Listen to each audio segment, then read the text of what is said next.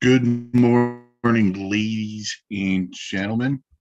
Happy 4th to all that celebrate. 4th will be Tuesday. He's Dan. I'm Mike. Welcome into a new edition of Batter Up, part of the Sports Insanity Network, sponsored by Halpern's Cards and Collectibles. Dan, my friend, good morning. How are you? Good morning, buddy. Oh, Yeah. Sunday morning. I don't know how it is by you, but it's raining out here. well, it was raining last night, and yeah, it was much needed, but it's still very hot outside. So, I think this is like in the East Coast. This is like one of the very few droughts that we actually have in such a long time. So, the rain is much needed. Yes, it is. So now, I don't like that the rain is constantly halting the Cardinals and the Yankees, which it did twice, maybe a few times the last couple of days. But yeah, no, that's been annoying to watch. But yeah, no, at least the Yankees were able to get back on track with a win after a terrible loss in Game 1 of that double. I believe for the Cardinals, Jordan Montgomery goes today. So his first start against the Yankees. So we'll see how that goes. Since last year. He faced him last year. Oh, did he? Yeah. Last year. Who remembers? He pitched well. The Yankees couldn't get a hit off him. We'll see what happens later on. We're going to focus a lot on what takes place a week from Tuesday. That is the All-Star game in Seattle. I'm not sure if you've seen a picture of the uniforms yet. I'm digging the All-Star uniforms this year. After I thought they weren't that great last year. Taking a glance at some of the uniforms and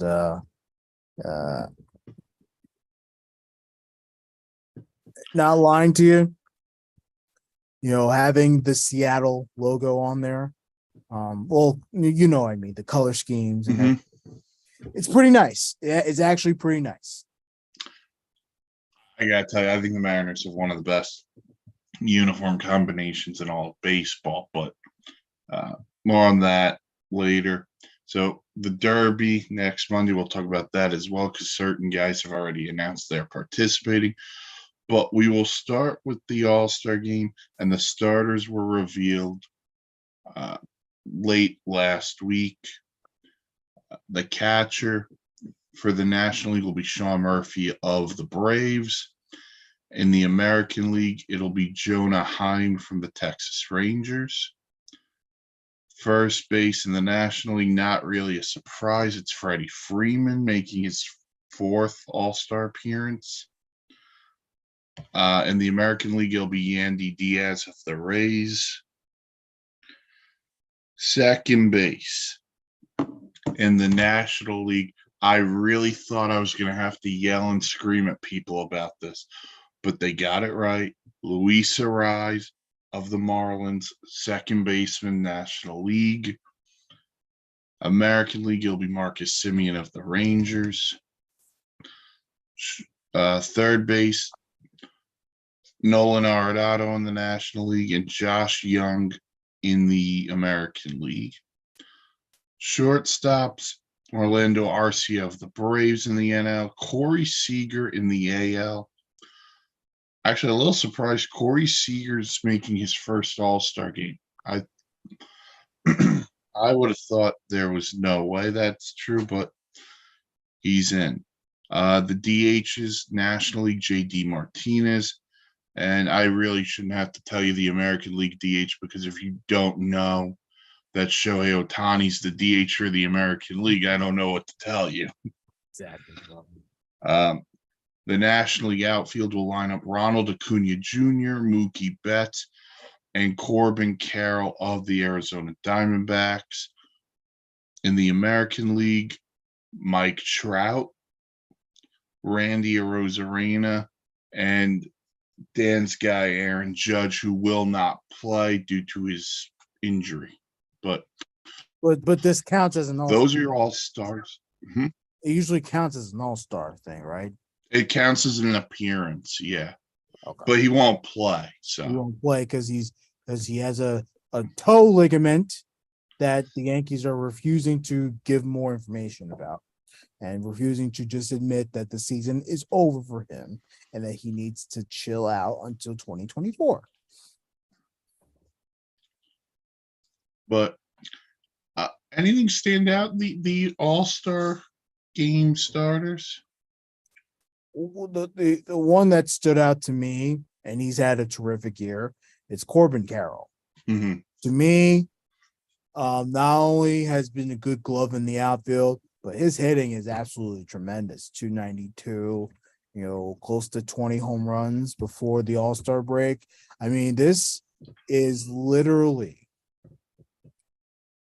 the type of baseball we want to see, the type of young studs out there that we love to see, up and coming possible stars. And he's turning into one big time in Arizona. And on top of all that, the Diamondbacks are one of the best teams in baseball. And I'm just happy that they get to have someone that they represent that's, that actually, puts a good light for them. Mm. And right now he's the runaway National Rookie of the Year. No, He's no also doubt about it. He's also an MVP candidate. I right now I'd probably put Ronald Acuna ahead of him, but that's a conversation we can have later. I was surprised by the amount of guys first appearances when you talk and the young guys who they got right. The Texas guys, Jonah Heim has had a nice year behind the plate for them. Josh Young at third base has had a nice year. I was stunned, as I said before, Corey Seager hadn't made an all-star team before this. So that part, and I'm so listen. I got on fans when they do fan voting because I hate fan voting. I think it's stupid and idiotic at times. For the most part, the fans got it right. I was very pleased that Luis Ariz is in this game because right now he's hitting 388. That was well deserved. I'm not gonna I don't think there's a guy to nitpick here. So even a guy like Arenado, we want to still see the best of the best, despite the Cardinals not having a good year so far. Nolan Arenado is still the premier third baseman in all of baseball. So I don't know about you, Dan.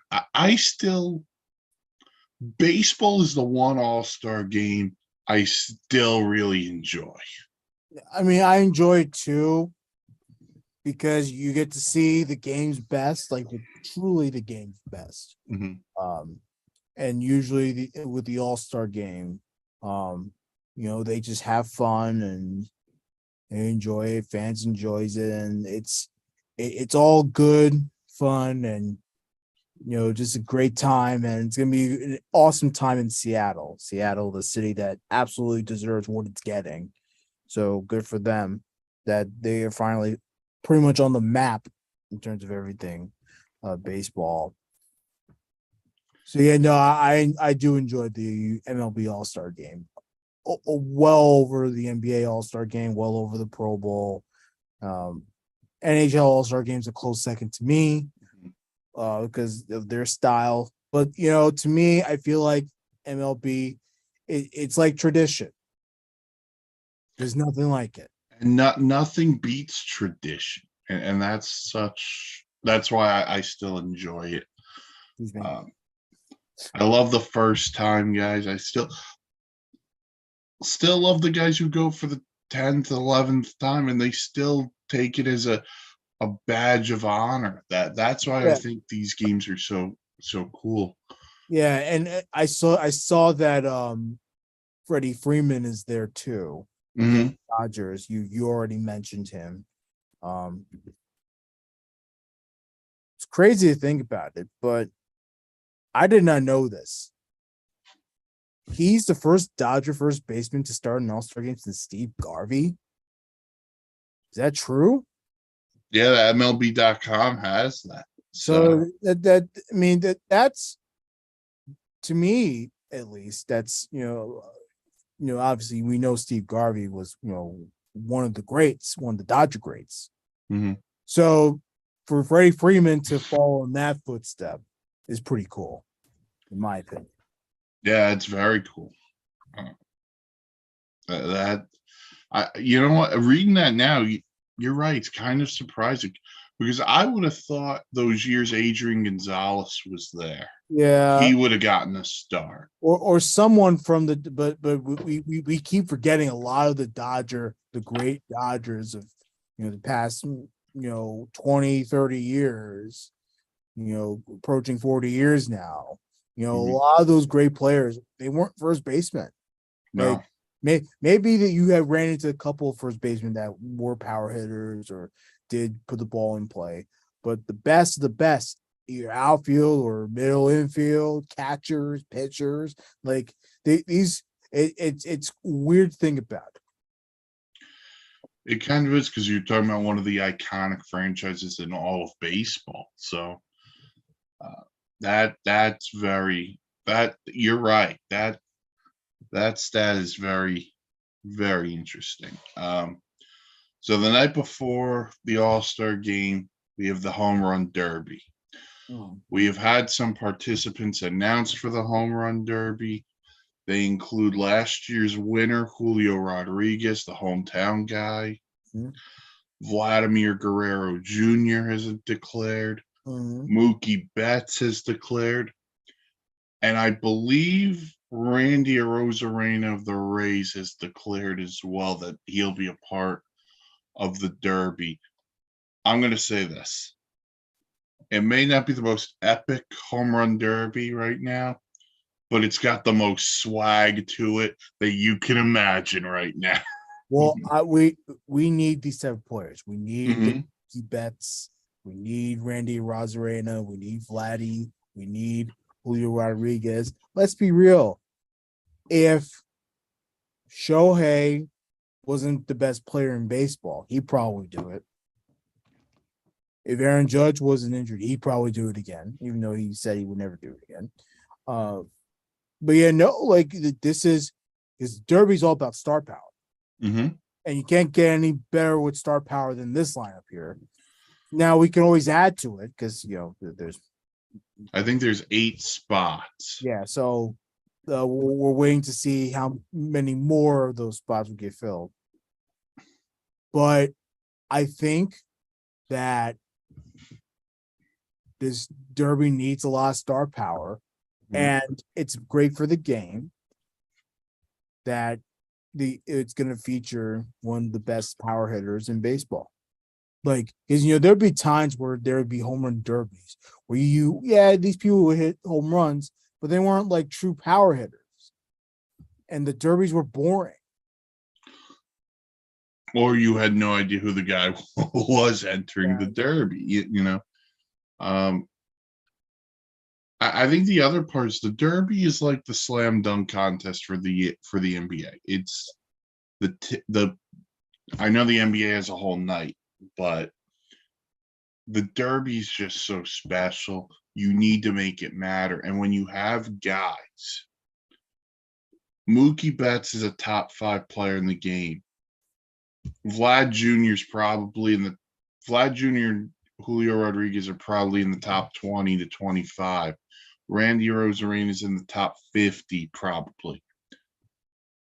This is what you need. You need your stars, but you need your young stars. That's what's going to get the people to watch.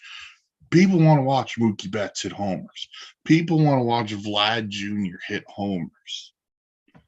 So I'm intrigued by who else joins. Does the polar bear try to reclaim his crown? Yeah, that would be intriguing. I want Tatis in there too. Tatis, listen, let's have fun. That's fine with me. This Flash in the pan. Otani did it a couple of years ago. Would he do it again? I don't know. Yeah. Probably not. He might not. I don't know. But Yeah. um, I'll get me I'll Luis love a Robert Soto in there in that too. set. That would be. Juan Soto will love him back there to try to reclaim a title. So yeah, got options if you're baseball. Make the Derby matters, man. Yeah. I'm And excited. people love it. People still like the Derby. People can say all they want about how no one likes baseball and home run. No. They dig the home run. Chicks dig the long ball. I know everyone says, but uh, I yeah, love the Derby, love the All-Star game. I wonder this, and this is just completely off topic. When I apologize to people of Oakland when I say this, when the A's move to Vegas, I wonder how quickly they're going to try to get an All-Star game in Vegas. Wouldn't that in that new stadium? Well, if there's going to be a new stadium, because now we all of a sudden we have more opposition from the teachers union over in Las Vegas. But can you imagine an all-star game in Vegas? The amount of betting that will go on the stadium would be tremendous. They would turn it into a gambling spectacle. And the scoreboards when you hit a home run would light up with a jackpot or Yeah, something. yeah. Like you pull the lever. Yeah, so that's just something to watch out for. But the All-Star games next Very Tuesday, Vegas theme. You have the black Vegas themed. Yeah, it's God. The Derby is a week from tomorrow. The All-Star game is a week from Tuesday. So we got that to look forward to. We had our first major trade prior to the deadline as well. The deadline is August 1st. And a guy Dan is very familiar with is on the move. Aroldis Chapman goes from the Kansas City Royals to become a member of the Walker Texas Rangers. So the first real big domino to fall, Chapman to the Rangers for prospects. But listen, Texas isn't playing around here, man. They're good. They know they're good in first place in the AL West. And Aroldis Chapman's having a resurgent season in Kansas City, which was expected. Get out of the spotlight of New York. You go to a place where there's absolutely nothing. Like, this is not a surprise that Aroldis Chapman's doing well. And for Texas to pick him up while he's still good can actually be a huge thing for them. They're trying to contend for a West title. They're trying to make a playoff run, big playoff run. Aroldis Chapman's the type of player that can do that. And I know last year the Yankee fans like me, we criticized him, but that was more because of his antics off the field and the fact that on the field he just wasn't getting it done and he was always hurt and everything. But this is a different Aroldis Chapman. This is someone that went somewhere, started off fresh, away from the New York spotlight. He's been healthy pretty much all year, and the man is in a different level. So Texas picking him up is huge. And you're just adding to what is already a good bullpen. That's just me. And look at closer status. If he gets to that opportunity again, I would definitely put him there. He still throws hard. And I think you said the key. He's now out of the New York spotlight. And he thrived in KC where there was no pressure. Now he's put into a spot where there will be pressure in Texas, but it's not the same kind of pressure as there would be in New York. I also think he's got the right manager in Bruce Bochy. Yeah. Bruce Bochy knows how to get the best out of his players. That's what he's done so far this year. So I think it's a good move for Texas. It gives them stability at the back end of the bullpen. I wonder if they look into the starters market as well, based on the injury to Jacob deGrom. I'm not saying you're going to get that caliber of a starter, but just a body to float in to make yourself better, because Nathan Eovaldi would probably start game 1, John Gray game 2, Martin Perez game 3 in a DS/wild card situation. So Texas, first big move of the deadline, they get Aroldis Chapman. So again, deadline August 1st. So and then we, nothing major on this episode. Then we'll break into some of this bigger series to watch for this week. Big one in the AL East, Dan, is the Yankees will host the Orioles. Yeah, the Orioles, this is, I believe, their last time in New York this season. And hopefully we're talking a playoff matchup. Cross fingers, that's but for this season, at least this regular season, the Orioles this will be their last appearance in the Bronx. Huge one for the Yankees. If there's obviously no hope for the division, in my opinion, but let's just say, well, they want to go on a magical run and, maybe try to contend. Well, this is the series to do it, because the Orioles are hot and they're trying to catch the Rays. So then you want to try to stop that. If you want to send a message to both the Rays and the Orioles, this is the time to do it, when you have them right up your alley type of thing. So to me, this is a big series for them if they want to do that. Obviously, the Yankees are still in a prime position to make the playoffs, so they don't necessarily have to do well. Mm-hmm. But let's be real, like, the Yankees want to do well against their division rivals and, of course, possible AL championship contenders here. So you want to do well against the teams that are in front of you. Yeah, from the Oriole perspective, they've lost 4 in a row coming into today. But that's they've scuffed their. But this is their first slump, if you want to call it. Oh yeah, of the season. They were due for it, so that's why I'm not necessarily worried. They're coming to a Yankee team while they finished June strong. They're still in kind of iffy waters. They lost badly to the Cardinals in Game 1 on Saturday. And then, of course, they bounced back in Game 2. So you're catching the Yankees right now where they're like, they win some games and they lose some games. They're in like that type of mode here. And this is perfect time that if you want to pounce and pound on the Yankees, this is the time to do it. Like, you don't want the Yankees to get hot and then all of a sudden now you can't beat them. Well, you're right. I'm just saying they've lost 4 in a row. Their lead on the Yankees for second place in the division's 3 games. But you're right. This is the time to pounce, because, listen, Aaron Judge is an Oriole killer. He's become that his entire career. Without him, that lineup is very much lower key. They need other guys to step up. So if you're the Orioles, you do want to pounce on this.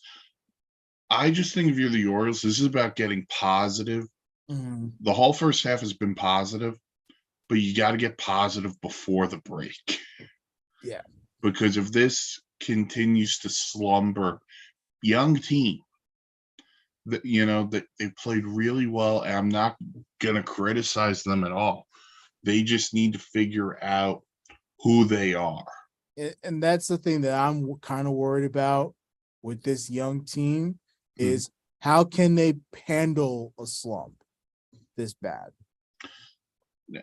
And listen, they're not under the same pressure the Yankees are. Yeah. They're just not. I also do believe in one of these three games they will face Garrett Cole. So listen, do what you can in that one.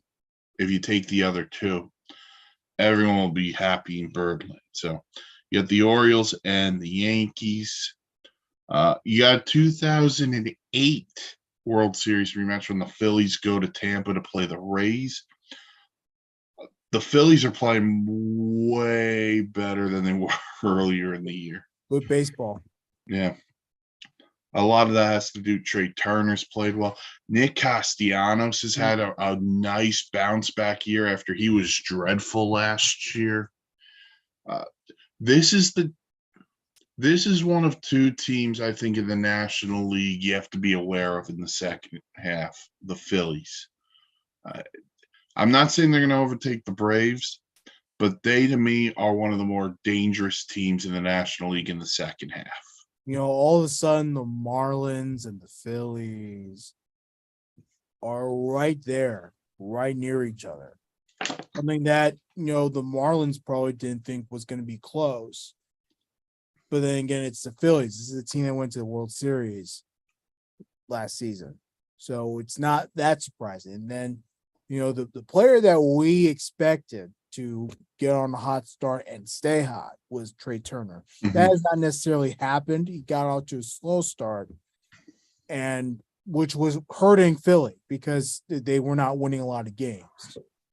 But now everyone's cooking. Trey's cooking.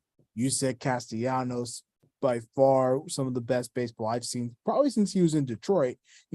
That's saying a lot. When Castellanos in Detroit wasn't all that good, but he's flashy. He was, spunky. This is the mixture of the Detroit and Cincy, Nick Castellanos, that we're getting in Philly right now, which is pretty nice.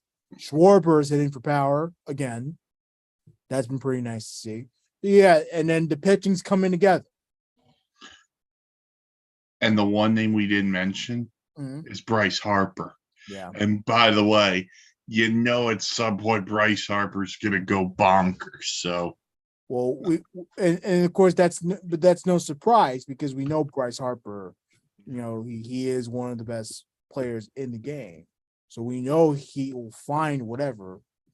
And look, injuries happen, and he's prone to it. He's been prone to it since he got to Philly. So it's something that you're just going to have to ride out with it. But if the best play is going to get you is in the second half of the season, then so be it. As long as it propels Philly. Listen, if they were going to sign up for him coming back when he did and then making the run they've made now without what he's done, I think they would have signed up for that in a heartbeat. Because we were talking about late July, August for him to come back, and we were like, are the Phillies going to be able to withstand it? Well, they've withstood it. He came back earlier than expected, and now they've started to take off. So, flip side, the Rays have been the best team in baseball. Yeah, most of the first half. They could have some really bad losses the next night, though. Easy. Oh, they can. They are very feast or famine. Or they are a resilient team that doesn't allow an inch of adversity to get to them, and that you have to give credit to Cash for that 100%.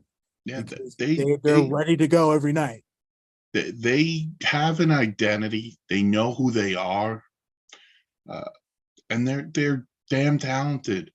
They will not have Shane McClanahan. He's on the injured list with some back tightness, which, by the way, I'd rather injured list him now than later in the year. And, those type of back spasms, back tightness, like you can correct that, maybe in a month.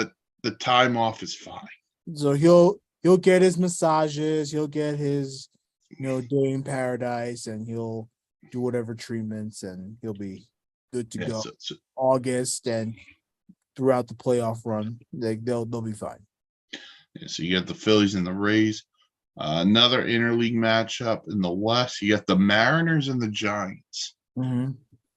The Giants have played really well. The Mariners, it's been up and down, Yeah. mainly down. Yeah. Unfortunately, the rise of the Rangers and the Angels have pretty much, put them in the back burner a little bit. On top of that, their really mediocre play has not helped. So it stinks for Seattle. But I mean, you never know. Like, the Seattle could beat pretty much anybody. Like, I don't think there should be a team you should sleep on. No, they have the pitching staff. So Yeah. But the Giants are a good team. And I think that if you're the Giants, you obviously want to be up a team that you're better than. But if you're the Mariners, keep having that mentality of it doesn't matter who we're playing, just go out there and play the game and give yourself a chance. damn, for the Mariners, you got the starters with Castillo, Kirby, Brash, et cetera, et cetera. Get a bat. Go get another bat. That's what you need. Well, are they going to be sellers or buyers Well, at the deadline? see, They're running out of time.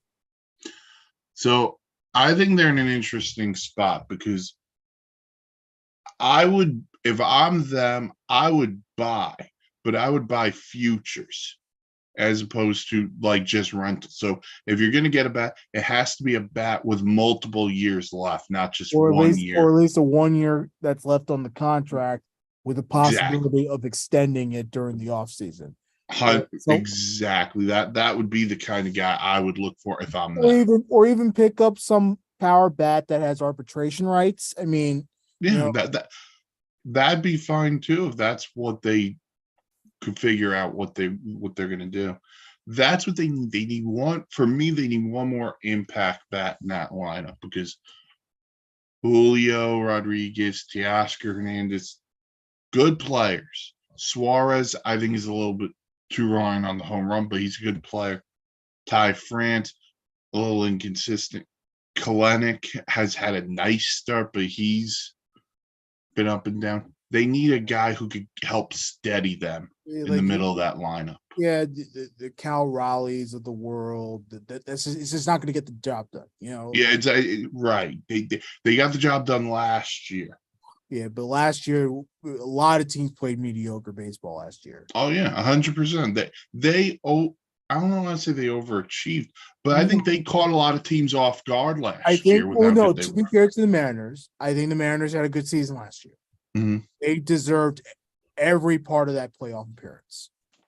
Even when they played the Astros well in that series, just a couple of games didn't go their way.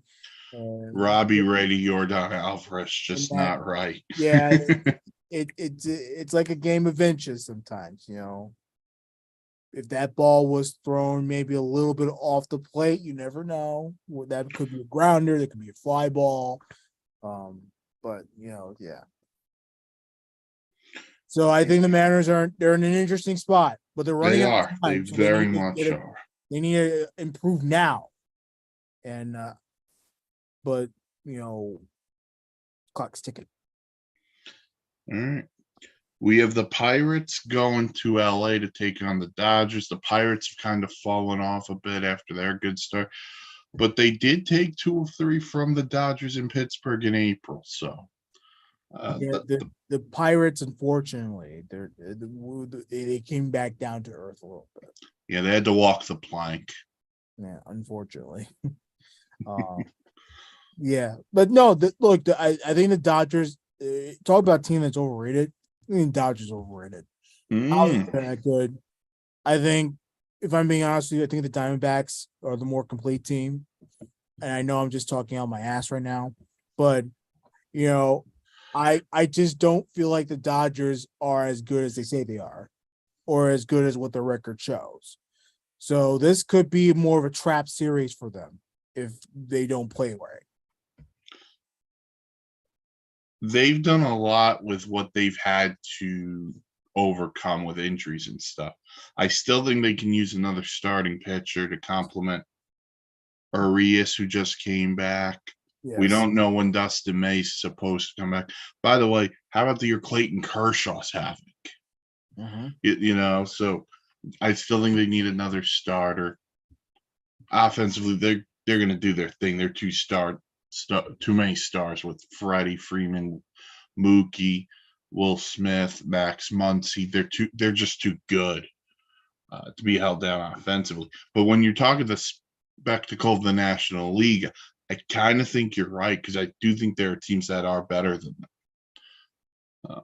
So we'll see. Pirates, Dodgers. You got the Braves and the Guardians. I said it Thursday. I know the Rays have the best record. I think the Braves are the best team in baseball. Yeah, no, the Braves, they're also one of the best teams in baseball that's actually have a cheap payroll. And again, that's just because the Braves front office has done a very good job at allowing teams to commit to the process without having to spend so much on their homegrown talent. They buy out the arbitration years and then get these guys cheap. Yeah, so I mean, just look at the a lot of them are on Ronald Acuna long-term deal. deals, 4, 5, 6, up to 8-year 8 deals. years, yeah. So you have this team for a long time with the Braves. So yeah, no, I totally agree with you. I think the Braves certainly best team National League, definitely best team in the National League. And in baseball, it's questionable. The Rays are good. The Rays are a very good team. Oh, the Rays are great. I'm can't not deny criticizing the Rays. It's tough. It's even tough for me to deny. Like you can't just flat out to say, oh yeah, no, Rays are better. Well, you don't know that. They have a cookie with the Guardians. I don't care what anyone says. That team stinks. So does the rest of the AL Central. I know the record shows whatever. This Guardians team sucks. I know. They're just a game out of first place of the AL Central, 2 games back. Are you looking at this? Look at the records. They're 40 and 42. The AL Central, Mike, the Twins are in first place. They're at 500, 42. Now, the Red Sox have the same record. They're 14 games out in the AL East. It's so bad. The Guardians are 40 and 42. They're a game out of first place, like you just said. This is the time for the Braves to be men and kick their ass. I'll say this about the Braves, too. I said this weekend was a major series for the Marlins, and the Braves just said, no, it's not.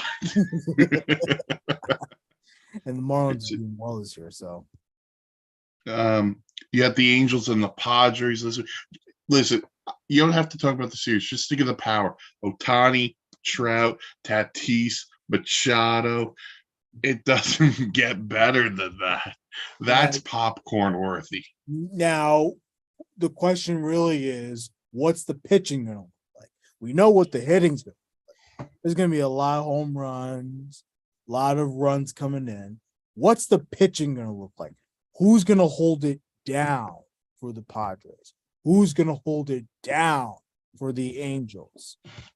So Monday will be Berea versus Blake Snell, who's been really good as of late. Tuesday, 4th of July, will be Ohtani's pitching against Joe Musgrove. That's a good matchup. That's a great matchup. And then Wednesday will be Patrick Sandoval against Seth Lugo. So those are your pitching matchups for Padres and Angels. And the last one we got the Brewers and the Cubs, who entering today. The Brewers are 5 games up on the Cubs in the NL Central. So those are the series to watch this week. But hey, listen, we've got a week before the All-Star game. Everyone have a happy and safe 4th of July. Please, no drinking, no driving, no illegal fireworks, none of that stuff. Yeah, if you really want fireworks, just sing the Katy Perry song, and then you'll be very happy you did. That's all I'll say. Watch the music video; it has plenty of them. To my friends out in DC, enjoy the the fireworks show at the National Mall. That's good. That's always a great fireworks show. So please enjoy that. And again, shout out to the United States of America. Another birthday coming up here. So we love America, and we appreciate the opportunities that it gives all of us. And so everyone, happy, safe 4th. Have a great week. Dan, he's Dan. I'm Mike. Thank you for listening to Batter Up, part of the Sports Insanity Network, sponsored by Halpern's Cards and Collectibles. Follow us on the socials if Twitter works for you. Oh, okay. Can you believe that BS? Listen, You can only look at how many tweets are you able to look at? Like 300? I don't know. Thanks for nothing, Lonnie. But what a disgrace. I hate Elon Musk. You can also go to our website, www.thesportsinsanitynetwork.com, for great blogs, vlogs, planes, trades, and automobiles. Again, he's Dan. I'm Mike. Thanks for listening to the Batter Up, part of the Sports Insanity Network, sponsored by Halpern's Cards and Collectibles. Have a good one, everybody. Deuce is.